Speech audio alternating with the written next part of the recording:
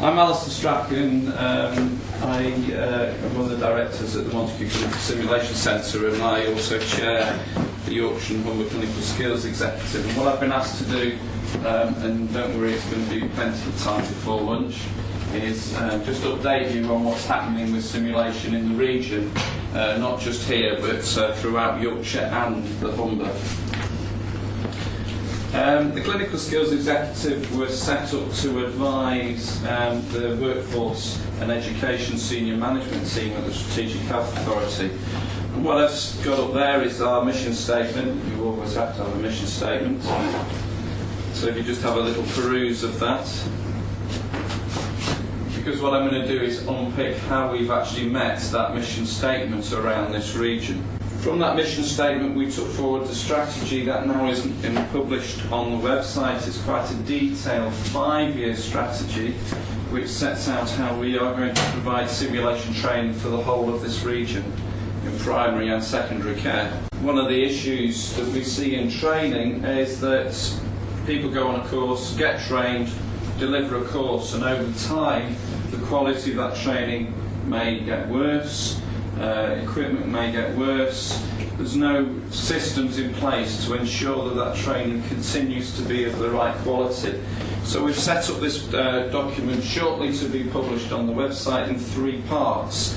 First one is quality assurance for the centres and those providing training to make ensure that the trainers and the equipment etc. are up to standard.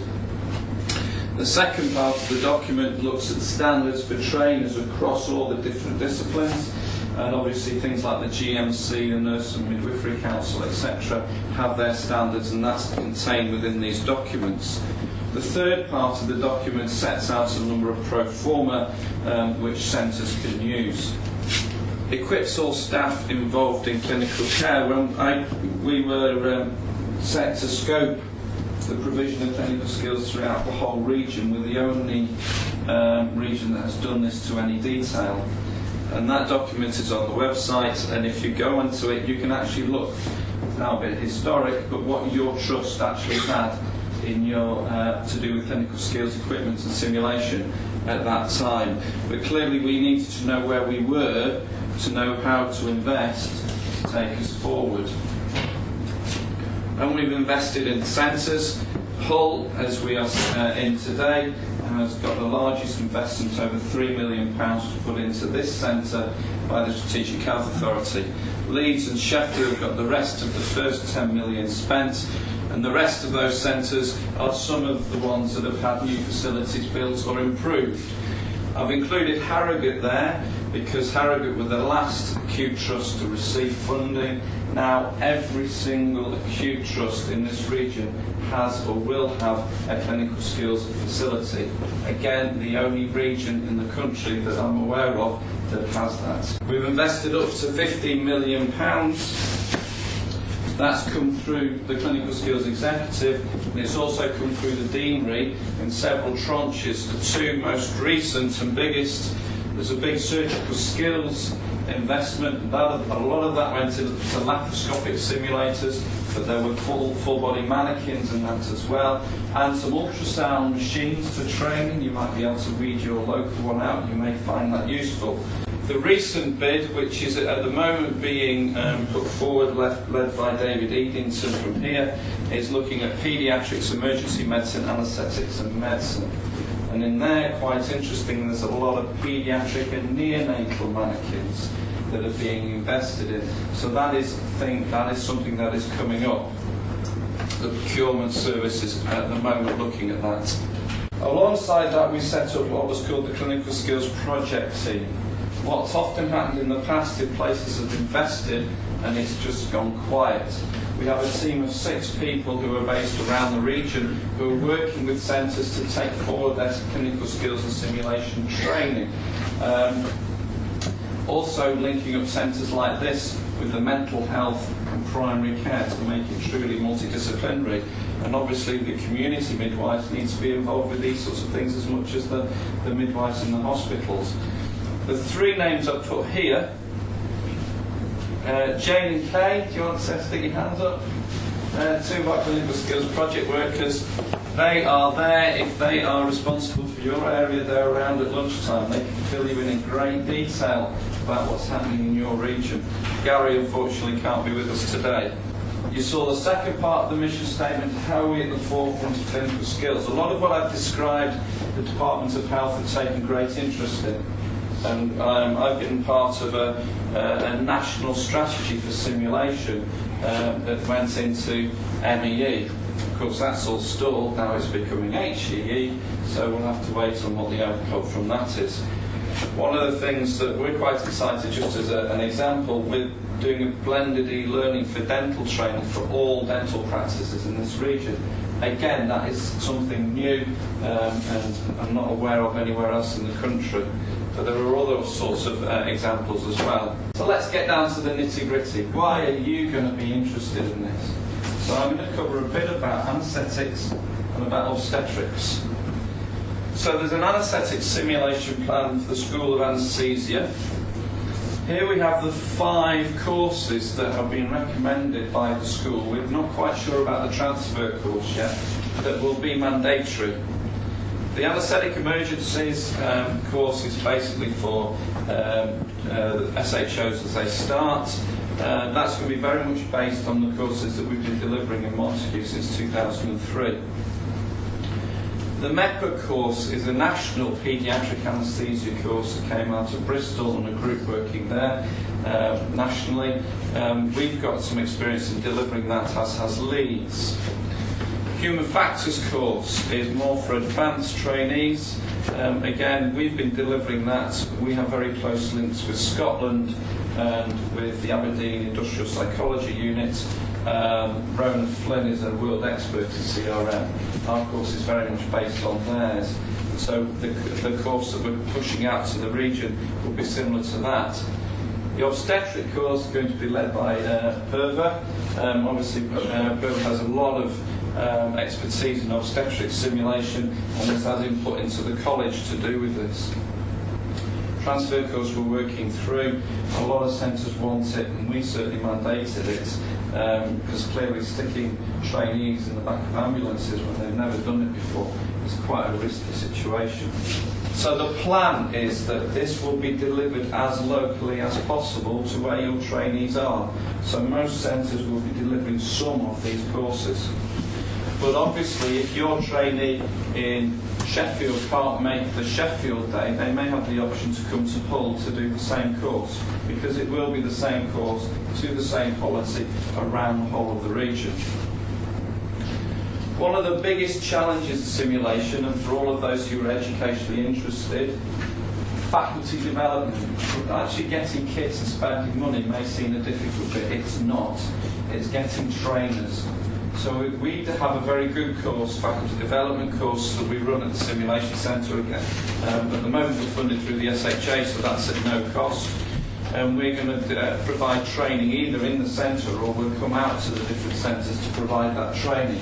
Certainly we've already been here, we've been to York, all sorts of different places. And we're going to follow quality assurance processes both of the deanery and of the ones that I've described, and a lot of our documentation is going to be taken by the deanery. The second thing that you may be interested in is the obstetrics emergency skills training. For those of you from the East and West, you remember YMET, which was a course that was for basically fire drill training in the obstetric suites. The equipment has sort of worn out and the course was variably delivered as to where you were. So the SHA asked us to look at providing a quality assured course across the whole region, which was transferable, so that if you were trained in Hull and you then got a job in Sheffield, you'd still have the same course. So that's what the plan is. Some of you may be aware of prompts. There are another number of other courses. The actual scenarios are not exactly rocket science. We know what they're going to be.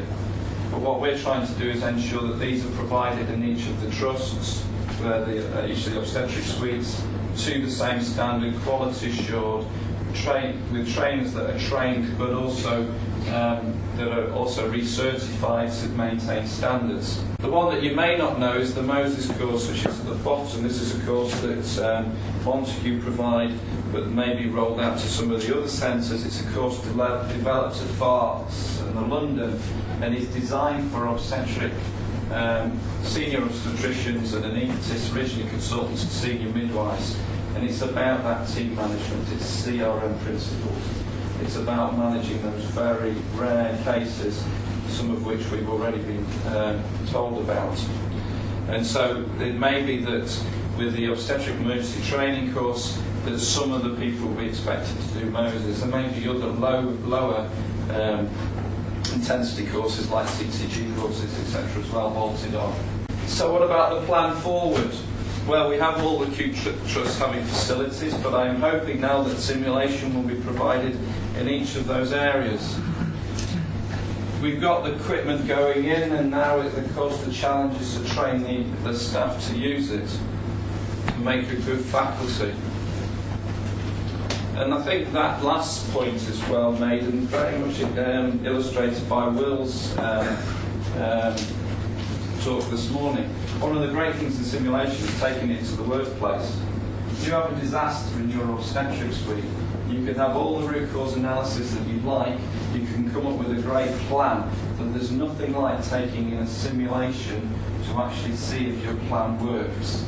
There's a group in St George's in London that do it quite a lot, and believe you me, when they do the simulation, they go back to their plan and rewrite it again, because usually there are some big holes that they haven't spotted until they actually try it in real time. Great plans, and then of course a couple of big issues come onto the horizon. So the first thing is, if anybody asks me, no, we haven't got any money, because the credit crunch. And even more of a challenge, and it's in the news this morning, is of course the dreaded white paper.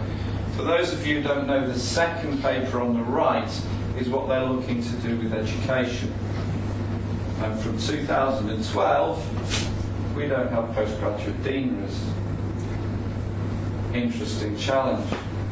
So we're going to get rid of SHAs, we're going to get rid of deaneries. They're talking about skills networks, which we know nothing about yet, and all sorts of rumours going around. So in the melee of this, I've put it to you, the simulation plan, it's going to be a bit of a challenge. Trying to relate it to our college's CPD matrix, which keeps changing, and so some of the things that have been put in your programme aren't actually up to date. What about personal education and learning, which is about the only one I could relate this to? Well, I hope now you're aware of the simulation plan. I do hope that you will get involved in simulation training. I hear a lot of more senior of my colleagues moaning about the poor training that's provided compared to the past, where we don't have experience of this, that and the other. Simulation is an opportunity to recreate those rare things occurring.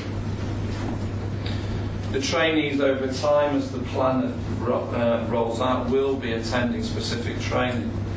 But to all those staff who, the consultants, the associate specialists, specialist staff, etc., have a look around and see what the courses are. Do attend the emergency training courses when we start. You can book on the Moses course at Montague. There are obviously courses that Perva's going to be starting running here. Do get involved in that. The labour ward can be a very frightening place in the middle of the night with a disaster. What you do, where you see in the aviation industry, is what they call over-train. So they don't train for one engine failure, they train for complete engine failures. And I think that's where we have to go with our environment.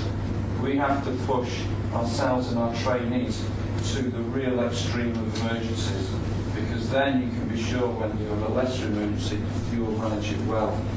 Lots of evidence in the other industries to do that. We've pulled back from that in anaesthesia and obstetrics. Some useful links, I think, is going to be made available. So there's some useful links on there. The clinical skills website has got all the documents on it. That's our simulation website and my email address if you want to contact me.